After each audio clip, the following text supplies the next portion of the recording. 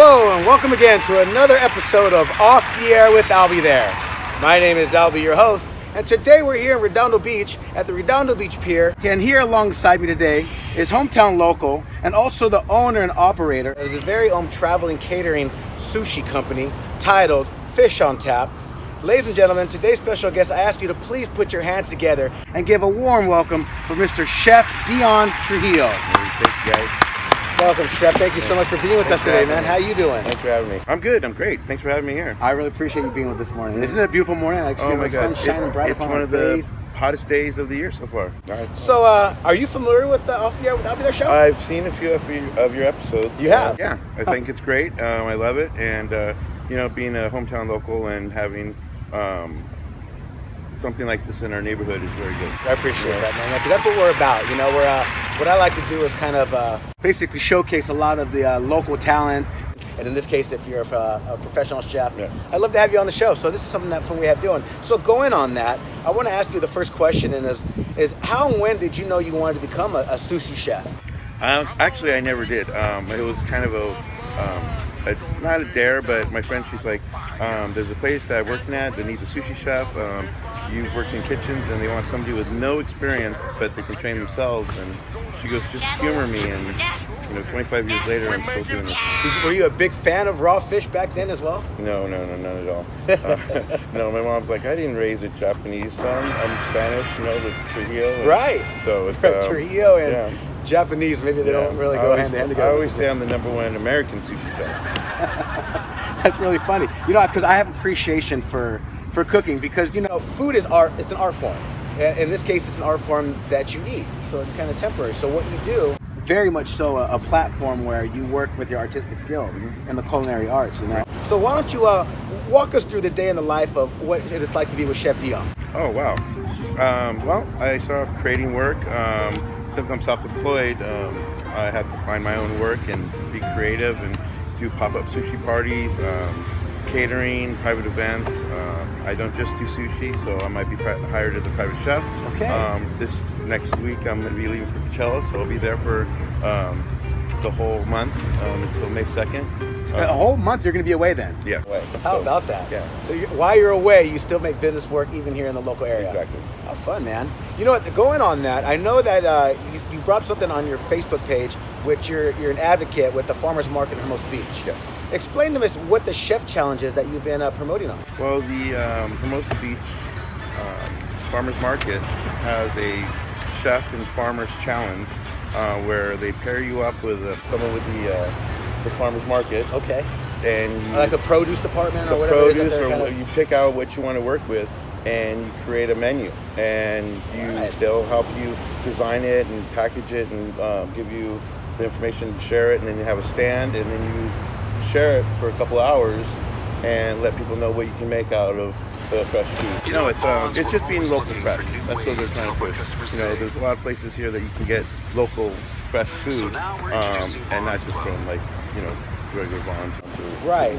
And I would imagine that because you being a chef, I imagine there must be a type of farmers market just for chefs in the trade only. Yeah, it depends on how much quantity you're getting. So for me, I don't use that much vegetables, but I like using a lot of vegetables in my sushi or accents to the fish and stuff like that, because it's just using heirloom tomatoes or any kind of fun stuff. I was just using these herbs that I have never used before for sushi, and my guests loved it. Going on the artistic form of being in the cooking culinary industry, you have to be creative. You know what I mean? You got to keep kind of reinventing yourself, and especially being in sushi. Is there any specific role or sushi role that you have your trademark by? It's like something like a favorite maybe? Well, I started off at Club Sushi in the day. My first role, everyone loved it. It was called the X-File role. It was the X-Files show was on. Okay, the X-Files. And the customer came up. He goes, what do you call that? And I made it. He goes, I go, the X-File roll. I just named it. And people started ordering the X-File roll. And that was a tempura roll with salmon, avocado. It had like a garlic sauce. It was delicious. Favorite. That was the first one, the fried rolls. And then over the years, it's just the customer designs their own rolls. Because I'm kind of a craft sushi guy. Right. You know what I mean? Right. So I'll make what you like. I at one time wanted to become a professional chef too. I really did. You know, I used to tell my mom, you know, Mom, I'm going to become a professional chef. But when I realized how much more goes into it and how hard it is for a chef, Yes. what you guys do is very, very hard work. So my question going on that would be, for you, what makes a great chef, and on top of that, what makes a bad chef? Well, a great chef is, well, that's a good question. Yeah, you yeah. know what I mean? Because being a good chef is like, you know, you're handling everything. It's kind of like I want to say it's like a tightrope walker. You know, you gotta have a good sense of balance. You know what I mean? With your staff, your front of the house, your back of the house, the people you work with. You know, the way I work is, I'm not gonna have you do something I haven't done before. Okay. So it's like I've already done it. You know, if I'm a team. I work with my teams. You know, I'm in there getting dirty. You know, doing whatever. So it's a fun thing. But bad chefs, people that don't take care of their kitchens and you know don't go by the health rules and because your health is my concern. That's interesting because in your field of catering and traveling, you know, no kitchen for you is always the same. Explain the variables and the difference and the challenges that you have to go through in the field that you're in. Since I'm a pop-up chef, you know, I can be anywhere. I can be in a park, there might be enough power, so you have to facilitate power. There might be you gotta have a sanitation station, so you gotta have your setup. I am pretty much, I can work anywhere. Wow, okay. As long as you know where you're gonna be at. I've had guests having, you know what, I'm in this park that's far from any power, so you have to have your power source or, you know, you have to be creative. You know, I mean, not only are you the chef, but it sounds like you're also doing the logistics behind everything. I mean, you're probably doing the promoting, the marketing. So you're really a one-man team in this sense. Do you have, a sous chef? Do you have maybe like a waiting staff on Fish on Tap as well? I don't. I'm sole proprietor. I have a lot of great friends that I look up to and I share, and sometimes I plagiarize their stuff, you know, because that's a great idea. You know, I have a friend that had these little markers for the advertisements that I just put upside. Okay. So you can find me. Oh, on sure. Facebook. Right here we put on the bottom of the desk then. Exactly. Yeah. Okay. And I was like, you know what, that's kind of nice, you know, to do like for something like this, or you know, different kind of advertisements. I'm always looking to have something new, like the show. It's excellent. You know what I mean? It's perfect. I really appreciate you. Thank you for saying that, Leon. Yeah. Thank you again. You know, nowadays, especially in the United States of America, I want to know, how do you justify the food waste that has been wasted with all the supermarkets and chain grocery stores of basically all the food that they waste? I don't know if you know this, but they say about 40% of all the produce that goes inside a grocery store is already expected for the grocery stores to know that they're going to basically waste it. So as a chef, are you basically, I know a lot of chefs do this, they're very much particular on what you're using and how you're using their product. You know, this is how you're using my fish, how you're using my vegetables, because eventually it comes at a cost. Are you very conservative with what you cut and what you use and everything? Well, with my company, yes. That's being the good chef. To know how to balance your food costs, which is, you know, could be like 13% or lower. Mine, I keep it down because it depends on my parties, you know. Sure. But I worked in sports entertainment with the Philadelphia Eagles, Flyers, and being in the stadium, there's a lot of waste that goes. I think it's illegal for them to give away food just because of the liability. And I've always wondered that, you know, because, you know, all throughout the world, there was always that saying that, you know, when I was a kid, my mom would always be like, you know, be sure to eat that. There's people starving in India, or, you know, and that echo stuck with me through all these years because of the fact that, you know, it's true. And there might have been a joke in that term. You know, it might be used in a playful manner, but really the way it started was because of the issue that maybe our parents, our grandparents had lived through at the time. So it was a really, you know, for me, it was a question I wanted to bring up today with you because I think it's a very important topic of what's going on in the politics of the United States right now and how much we're wasting as far as natural gases and things like that. Yeah, you know, there's ways of saving vegetables, you know, and not throwing them away. You know, you either puree it, freeze it, or, you know. Sure, before it really goes bad. Because again, I know that a lot of chefs, they're infamous for sending back their produce because it's not up to par. Oh, yeah. I send that stuff back. You have that? Yeah. It just makes me think, nowadays, especially going on another question, what's your take on all the cooking shows that you see now? You know, when we were kids, you had someone like, you know, Julia Childs that had her own talking show. Do you watch and follow up with things like that as well? I don't watch cooking shows. It's just kind of, it's like nails on a chalkboard sometimes. Is it really? Yeah, so, but after, you know, I've auditioned for shows, I've worked with Food Network, I've worked with chefs, I have friends that were they won Chopped. You know, Oh so, yeah, Chopped's another show. Yeah. Yeah, well, I worked with Iron Chef Maramoto when I was in Philadelphia. I worked with our own Sanchez at the Mix in Atlantic City.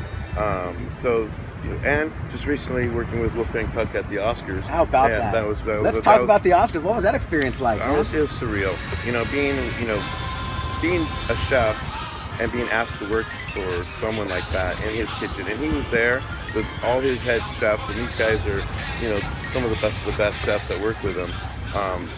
And I can't imagine. It was just great. It's just hearing his voice, and it was just surreal. I was just amazing. I was like looking. Yeah. I was looking, but I had to work. And, it's like the CIA. You're seen and not heard. But it was everything was like, yes, chef. And Chef Footbots actually talk to you and give you instruction on what to prep, or is he in the kitchen kind of cooking as well? He's overseeing everything. I would imagine. Yeah, he is. But he's there checking it out, tasting things, the caviar, he's tasting everything and making how sure. How lavish. Yeah, it was what an experience. It was pretty cool. And now, I know you're with us today, but you're just about to hop out of town for a month, you said, and head out to Coachella Valley. Yes, I'll be leaving probably on Tuesday. I'll be there for 29 days. Oh, God. And is that exciting as well? Is that, if you can compare something like Coachella and the Oscars, night and day difference? Oscars in one night, and it's like a month full of Oscars. It is, because right now we have with Coachella is 2 weeks in Stagecoach. All the artists around the world are going to be there. It's a fun time. I meet a lot of chefs that are from around the world that are on tour with other bands, and they work this event because it's a great feeling, and plus you make money. Like your style as chef, I like to affiliate with like a punk rock style, because here you are, you work, and when it's time to work, you're all about the business. When you're out and about and having a good time, you're out and about having a good time. The way I follow you online, and those that if you don't follow Chef Dion on Facebook, you'll see that he has mutual friends and lots of friends on top of that. And it seems like you're the king of the selfie right now. Thank you. I love it. I love it too, because you also have a hashtag that's become really fun, and that's My Friends Inspire Me. Yeah. I mean, how big are your friends and the fact of where you're at and who you are today? It's just my friends do inspire me. It's just to be inspired by someone else to do something that maybe you haven't done before, or maybe you've done it not that way though. You know what I mean? It's like, like you inspire me for the show. It's just something I'd never thought of, and I'm like, great. It's like, but I have a lot of friends that that make me who I am. Because I'm a reflection of my friends. You inspire me too, man. You really do. So going off that, thank you for saying that. I inspire you as well. I want to bring up a topic right now as well, Dion. And the topic right now is my show is primarily only via on Facebook and YouTube. Mm-hmm. Now, a lot of my viewers say that they're no longer on Facebook. They say that Facebook has become social media for older people. That is not hip, that is not fun. So what's your take on the Facebook versus Instagram? I don't, Facebook, it's not going anywhere. Instagram, not going anywhere. I think it's how you want to use and manipulate your people. Like, I use it as social media. My personal page and my chef page are so diluted right now that it's hard to separate my friends from my chefs, because my friends are my chefs. Right. So you were just saying, you only get 5,000 people.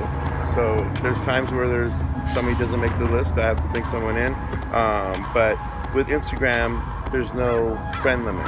You know what I mean? You can have as many friends as you want. It's photos. It's just like Facebook with photos. Sure. There's no that much dialogue. There's no conversations unless it's inside the post. It's kind of like, it's more friendly. If you want to get in an argument, talk religion. You want to get in an argument, talk politics. You know what I mean? What's more political than food, though? Honestly. Yeah. Think about it, because food, you have someone who's cooking the food. Who's eating the food, someone who's paying for the food. So with food, you can go so many avenues down the road with that. But that's a really great answer, man. I can see that being one. When we come back, we're going to take a little break right now. Sure. When we come back, are you okay with playing a game with us? Sure, let's do this. We're going to have a fun game, and it's called Test the Chef. So, ladies and gentlemen, when we come back, stick around. We're going to play a fun little game called Test the Chef with Chef Dion here. So we'll see you guys all in just a second. All right.